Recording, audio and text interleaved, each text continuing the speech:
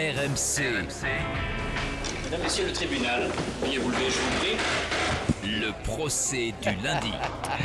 Il s'est levé, il sera procureur ce soir, maître Fernandez du barreau de Paris, rejoint par Franck Leboeuf qui lui sera ce soir l'avocat des joueurs stéphanois, car nous faisons le procès des joueurs stéphanois ce soir. Salut Franck. Salut Franck. Et pourquoi ce procès arrive-t-il dans le prétoire de Louis Attaque ? Eh bien, simplement parce que Christophe Galtier, entraîneur des Verts, après le match de Saint-Etienne à Bastia samedi soir, perdu 1-0, a dit ça.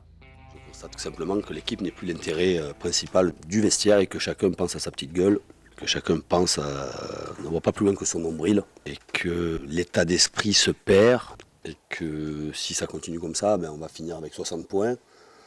On aura gâché une saison qui, certes, n'était pas exceptionnelle sur le plan du jeu, mais qui était, en termes de points et de nombre de matchs joués, une belle saison. Et qu'il nous reste 3 matchs, on est 5e.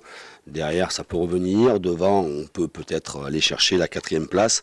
Mais il faudra un tout autre état d'esprit pour pouvoir aller bien finir la saison. Voilà, charge de Christophe Galtier contre ses joueurs. Du coup, nous faisons le procès ce soir des joueurs stéphanois. Faut-il les condamner ? Faut-il les acquitter ? Je précise qu'Alex, qui est là au 32-16, sera le juré du procès ce soir. Bonsoir Alex.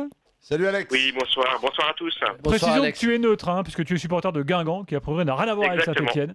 Donc tu vas pouvoir écouter les plaidoiries de Louis et de Franck, et ensuite tu pourras nous dire s'il faut condamner ou acquitter les joueurs stéphanois. Monsieur le procureur, oui Alex, oui. Oui, alors neutre, mais comment on se déplace à Saint-Etienne dans 2 semaines, donc à la limite, oui.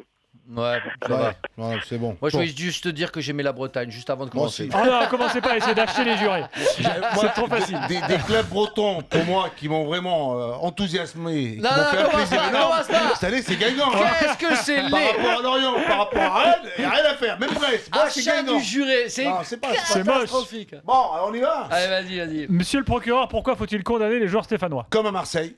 C'est comme à Marseille. c'est récurrent. C'est de plus en plus assez présent.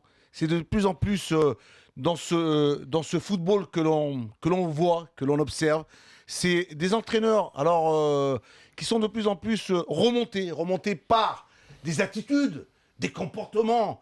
Ça veut dire que de faire état qu'un entraîneur se doit d'avoir des garçons ils peuvent passer, mais quand on commence à en être au 2e, 3e, 4e, et de ne pas faire suffisamment les efforts, le travail, travailler dans le collectif, un entraîneur ne peut pas, ça veut dire qu'il n'arrive plus à supporter. Il met tout en place, il met tout pour que son équipe puisse avoir encore un objectif en commun, comme ceux de Marseille, comme ceux de Saint-Etienne. Ils ont une place, une 3e place à aller chercher, et ils s'aperçoivent d'une chose, c'est que l'on est en train d'abandonner. Abandonner quoi ? La sueur, la transpiration, l'état d'esprit, l'orgueil, la fierté stéphanoise. On est en train de le mettre de côté, alors qu'on se doit de se battre, on doit de tenter le tout pour le tout. Et à Bastia, on joue contre Bastia, on est dans le regard, on est dans l'observation, on observe son adversaire, on ne répond pas coup par coup, on laisse l'adversaire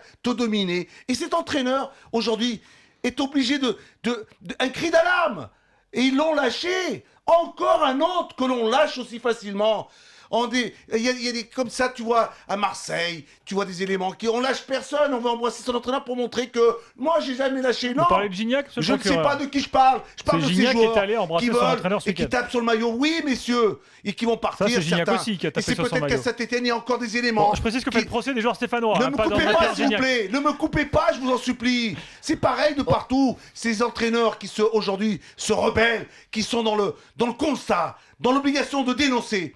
Ils sont en train de dénoncer que les joueurs sont en train d'abandonner. Messieurs, réveillez-vous! Aux armes le football! Il faut vous battre, il faut vous accrocher, surtout pas lâcher. Et c'est pour cela que cet entraîneur qui est Christophe Galtier, qui n'est pas rien, c'est quand même quelqu'un depuis 2 ans, 3 ans, 4 ans, il réussit un travail exceptionnel. Et c'est pour ça que je demande à ces messieurs, reprenez-vous. Il faut se reprendre. C'est pour ça que je vais vous laisser la parole. Je vais vous écouter. Comme ça, j'aurai encore un peu de temps pour ensuite rebondir sur mon avocat. Alors, attendez, je résume juste votre pensée, hein, pour ceux qui ont pris tout ça en cours de route. Ouais. Donc, vous estimez, monsieur le procureur, que les joueurs stéphanois sont à mettre dans le même sac que les joueurs marseillais. Je rappelle que Bielsa a fait des déclarations également qui sont apparentées à celles de Galtier, et que donc c'est toujours de faire les efforts, et que les cas personnels doivent passer après le cas de l'équipe. Hein. Voilà, en résumé, votre plaidoirie. Maître Leboeuf, pourquoi faut-il acquitter les joueurs stéphanois ?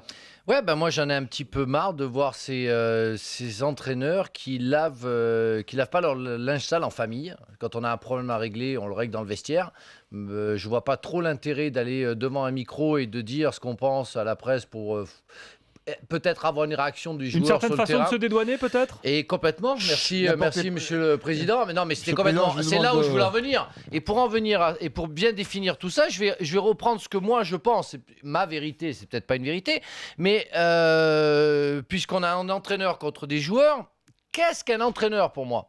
Qu'est-ce qu'un entraîneur ? Un entraîneur, il ne va pas jouer à apprendre au football à des professionnels. Ils savent jouer au football. Qu'est-ce qu'il fait ? Il met une méthode en place, une méthode de travail avec une ou plusieurs tactiques, du physique, mais surtout, il doit mettre les joueurs dans les meilleures conditions, meilleures dispositions psychologiques pour faire en sorte qu'ils donnent le meilleur d'eux-mêmes avec une possibilité de se transcender, comme l'a fait Louis tout à l'heure dans sa plaidoirie. Hein ? Là, je considère que si les joueurs peuvent être mis au banc des accusés, il est normal que l'entraîneur, quand il prend le micro, il dise lui-même qu'il est fautif, puisqu'il a pas réussi à mettre les joueurs dans les meilleures conditions pour pouvoir qu'ils gagnent contre Bastia ou les matchs d'avant. Donc il se dédouane complètement alors qu'il est comme un capitaine sur un navire, le dernier en principe à quitter le navire, donc il n'est pas là à le saborder avant et de se barrer avant. Voilà, j'aime beaucoup Christophe, on fait un procès, c'est vrai qu'il a fait des choses extraordinaires à Saint-Etienne, mais je trouve que sa dernière sortie ne sert pas à grand-chose, parce que les joueurs ont fait une très belle saison. Il a souvent dit qu'à la fin de ses matchs, et même après des défaites, il était fier de ses joueurs, donc je ne comprends pas l'intérêt médiatique de cette sortie-là, et je la trouve, c'est une faute de sa part, c'est dommage, mais il doit se reprendre comme ses joueurs. Alors, mais les joueurs ne sont pas tous seuls fautifs en tout cas. Alors...